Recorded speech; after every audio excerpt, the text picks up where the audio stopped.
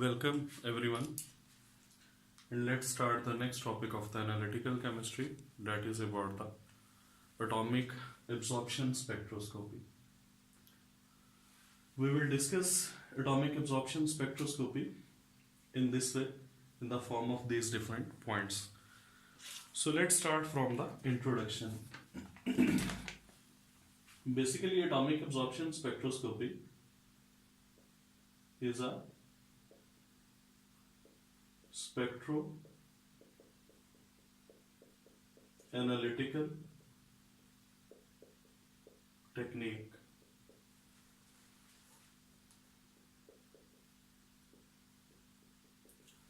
and this spectroanalytical technique is used for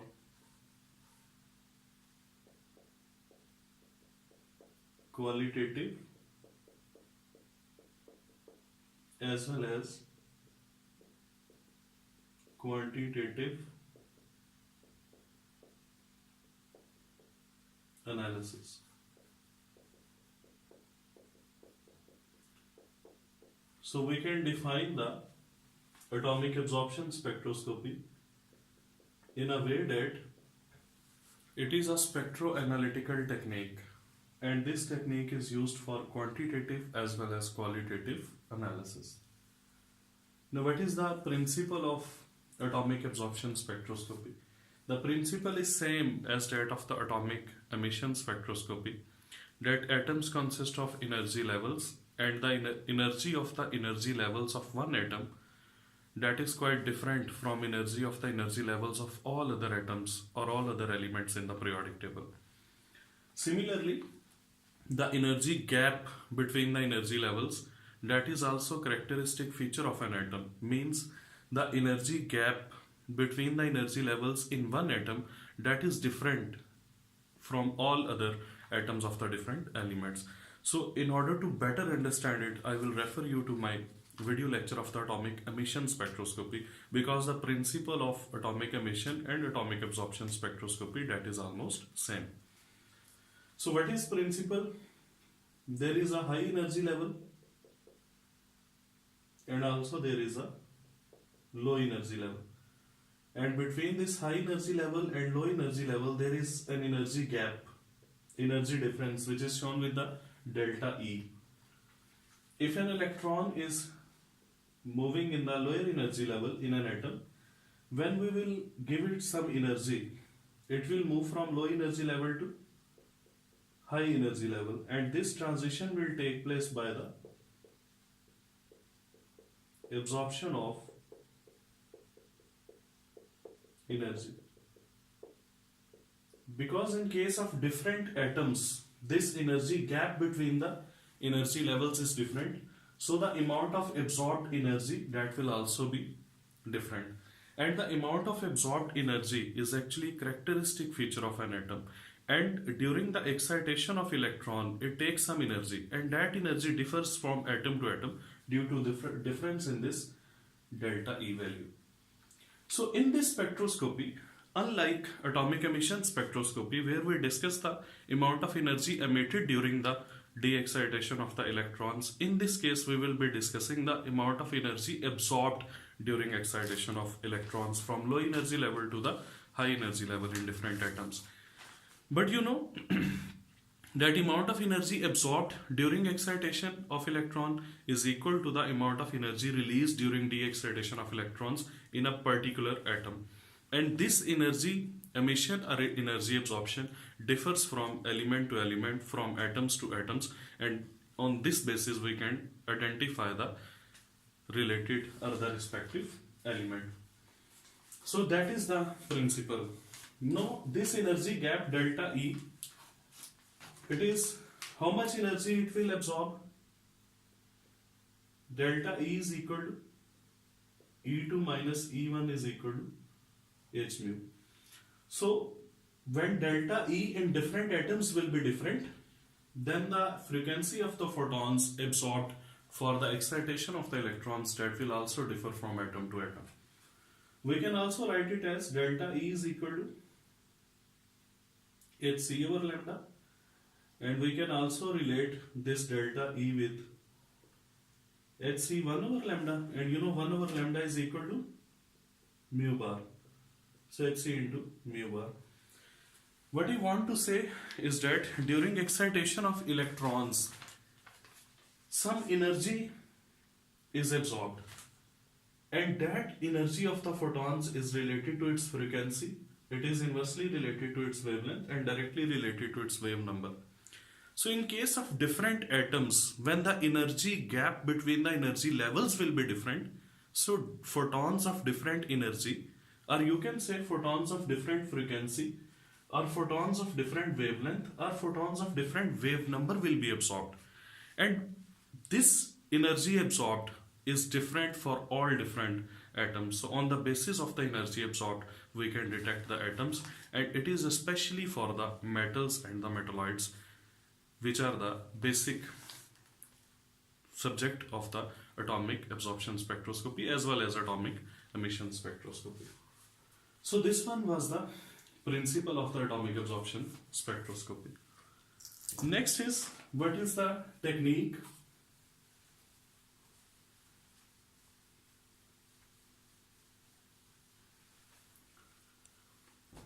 The technique is very simple. In this case, suppose I am just giving you a concept here, nothing else. This one is a container in which your sample is present. There is a source, and this source will emit some electromagnetic radiations. And most of the cases, this source is a monochromator.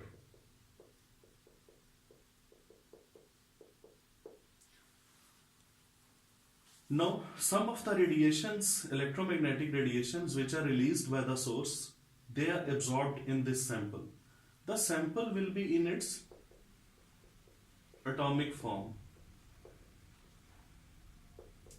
And when some of the radiations will be absorbed during the excitation of the electrons in the atoms, those absorbed radiation will remain here, and the radiations which are not absorbed, they will move forward.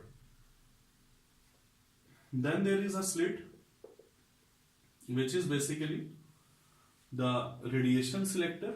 It will select particular wavelength of the radiations that is not absorbed by the sample, and only those radiations will be allowed to pass. Then there will be prism that will disperse the radiations, and after dispersion of the radiations on a photographic plate, a visual display is formed, which is called as atomic absorption spectrum. In this atomic absorption spectrum, we have different spectral lines. But the difference from the atomic emission spectroscopy is that in this case, the spectral lines will be dark and the background will be bright.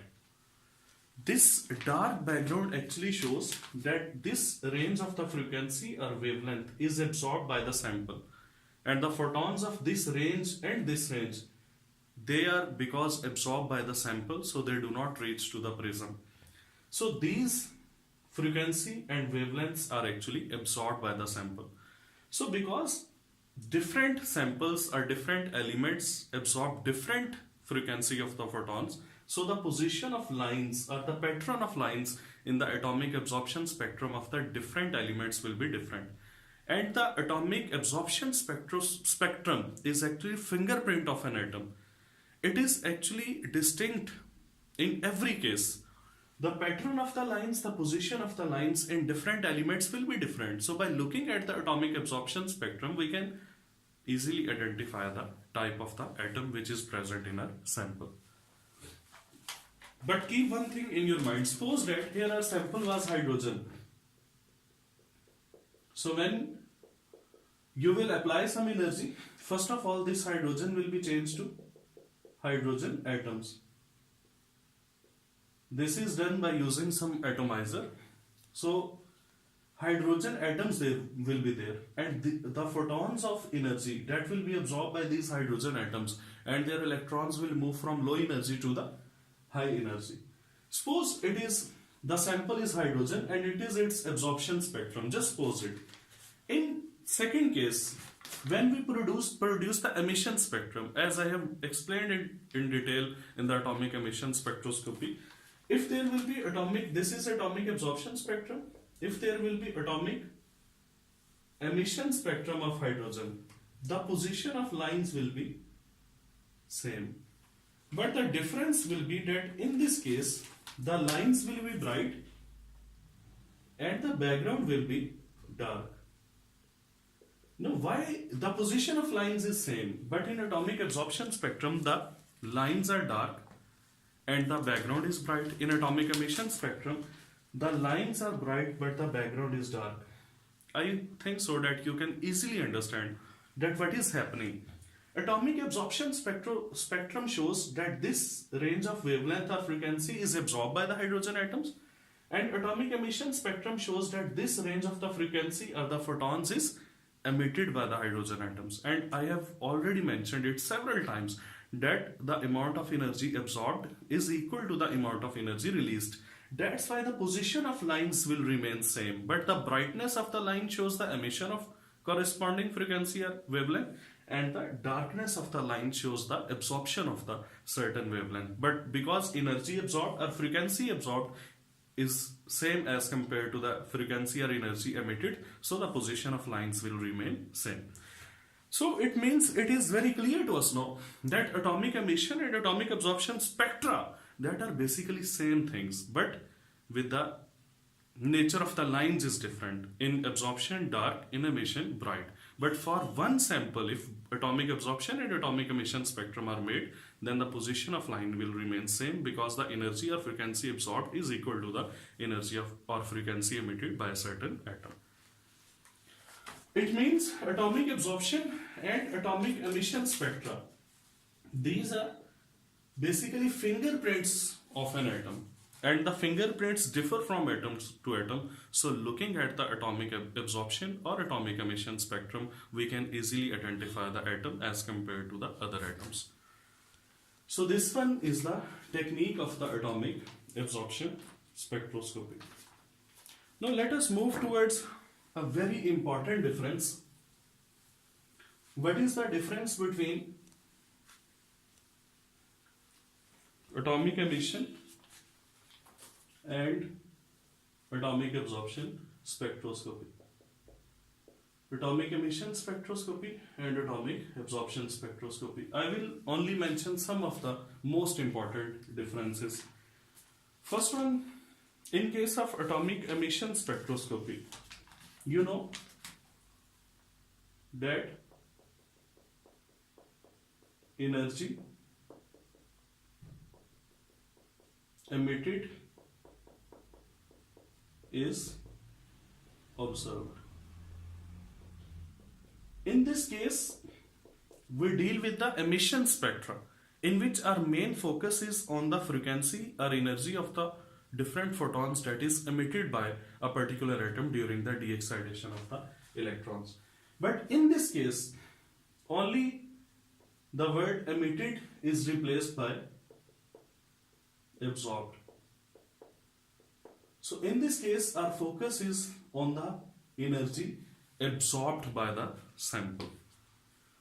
Similarly, in case of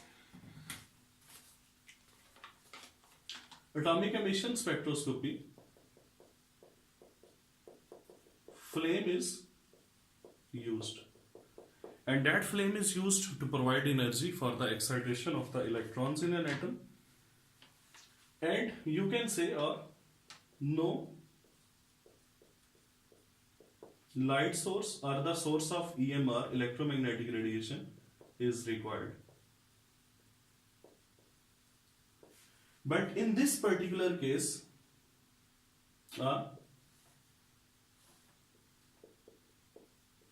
monochromatic light source is required. Atomic emission spectroscopy is relatively, you can say it is relatively less sensitive. It is relatively more sensitive. This one is the third difference. Then in atomic emission spectroscopy, beer-lambert law is not applicable. This law is not applicable. But in this case, the beer-lambert law is applicable. So these are four important differences between atomic emission and atomic absorption spectroscopy. If there is any short question in the form of the difference between these two, you can write down these 4 points in that. After this atomic emission spectroscopy versus atomic absorption spectroscopy, now let us move towards the applications of the atomic absorption spectroscopy. I have already told you that atomic absorption spectroscopy can be used for qualitative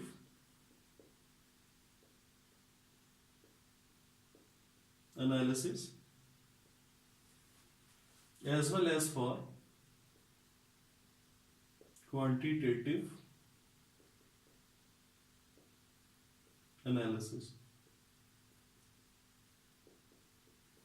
So we are dealing with the applications. Now, in case of qualitative analysis, by looking at the atomic absorption spectrum, which is different for all different elements, we can identify the elements, especially metals and metalloids. And it is very important to note this point that more than 70 different elements can be identified by using the atomic emission spectroscopy, or in some books it is written that more than 60 or 62 elements can be identified. I will give you a list in very short duration of time that what are those elements that can be detected. All elements of group 1A except francium, all elements of group 2A except radium, all elements of group 3A. These are those elements that can be detected by using the atomic absorption spectroscopy. Then in 4A, only carbon cannot be detected because it is not a metal. All other can be detected. In 5A, nitrogen and phosphorus are non-metals. They cannot be detected by AAS. All other elements can be detected. In group 6A, selenium and tellurium, they can be detected. No element of the group 7A can be detected. They are all non-metals, noble gases. It is out of the question. They can also be. No, all these elements can be detected, and also almost all transition metals. These are also that can be detected by using the AAS. In transition metals, lanthanum, actinium and osmium, they cannot be detected by using the atomic absorption spectroscopy. So transition metals 1A, 2A without francium and radium, all elements of 3A, 4A without carbon, 5A without nitrogen and phosphorus, 6A only selenium and tellurium. These are those elements that can be detected, and they make that over more than 70 or 62 elements which can be detected by using the atomic absorption spectroscopy. In case of quantitative analysis, what is meant by quantitative analysis? In case of quantitative analysis, we can determine the concentration of metals or metalloids which are present in a given sample. And for this purpose, we apply the beer-lambert law, which is stated as E is equal to epsilon naught Cl. I have explained this Beer-Lambert law in my video lecture of the UV visible spectroscopy. I will refer to you to that lecture if you have no idea of the Beer-Lambert law. In this case, A is the absorption, epsilon is the molar absorptivity, C is the concentration of the sample, and L is the path length. So by putting all the values, we can find the concentration of the sample. In this case, we know what kind of element is present in the sample, but we are not doing any qualitative analysis, but our requirement is only to find the concentration of the known element. The element is already known, and for doing so we prepare a standard solution of that known element with the known concentration, and we compare its absorption with the absorption of the sample of the unknown concentration. So in this way we can find the concentration of that sample. So these are qualitative and quantitative applications. Other than these, you must know that it is very important atomic absorption spectroscopy in case of detection of elements in food, made to check the quality of the food in food industry. It is also used in the pharmaceutical industry. Then a very important point, that the analysis of ocean water or sea water, the analysis of drinking water in order to check the quality of the drinking water, whether it is potable or non-potable, whether it has some quantity of the heavy metals in it or it doesn't has any quantity of the heavy metals in it. So drinking water, that is also analyzed. And soil samples.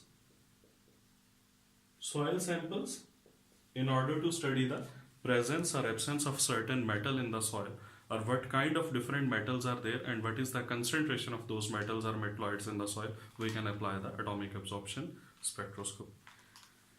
So here are some important applications of the atomic absorption spectroscopy. Now our last area of the concern is, what are the merits and demerits of atomic absorption spectroscopy? So let us discuss the merits and demerits of atomic absorption spectroscopy. First of all, merits is the wide range of elements that can be detected by using atomic absorption spectroscopy. As I have told you that more than 70 elements they can be detected. So it is a advantage or merit of the atomic absorption spectroscopy. Second is, it is easy to use. Third one is relatively inexpensive technique. Fourth one is high precision. So here are some merits of the atomic absorption spectroscopy. Now what are the demerits?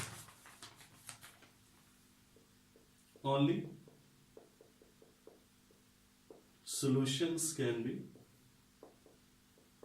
analyzed. Gaseous samples or solid samples, it becomes very difficult to analyze them. Then the sample quantity, that must be from 1 to 3 ml. So it is not a very sensitive technique, although it is more sensitive as compared to the atomic emission spectroscopy. But this sample 1 to 3 ml, this is a quite large amount of the sample that is required for the analysis. It was all about the atomic absorption spectroscopy, but again I will repeat one thing, that this lecture is only for the beginners. That want to discuss the concept of the atomic absorption spectroscopy for the first time. Otherwise, this technique is again having wide range applications, huge concepts in it. And when I was a university student, we used to discuss all these points in detail. So spectroscopy overall, it is a topic of the very vast nature, having huge concepts, huge informations in it. I hope so that the beginners will get help out of it. Take care. See you next time. Allah Hafiz.